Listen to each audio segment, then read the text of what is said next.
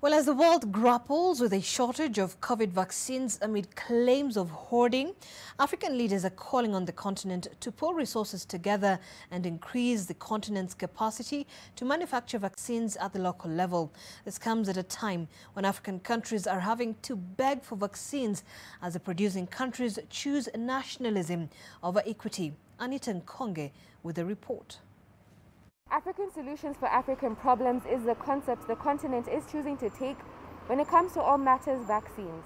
Therefore, for Africa, move from being really very sorry for ourselves, which is the case today, and I think no one, maybe single person, takes the blame for that, but we have to overcome that and move from what we know has not worked for us, for Africa, well, to something we can do and we are able to do. The global disparities in wealth and capability to develop, to produce, and have access to vaccines is hampering efforts by middle and lower income countries to make vaccines available to their populations. Vaccine equity cannot be guaranteed by goodwill alone, as we have seen many examples to convince all of us.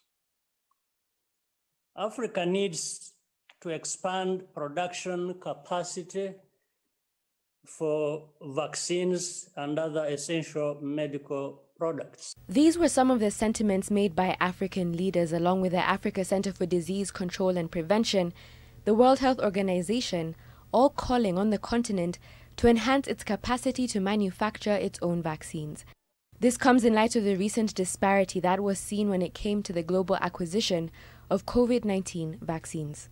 More than 700 million vaccine doses have been administered globally, but over 87% have gone to high-income or upper-middle-income countries, while low-income countries have received just 0.2%. Presently, Africa imports 99% of vaccines used on the continent. Only 1% are manufactured in Africa.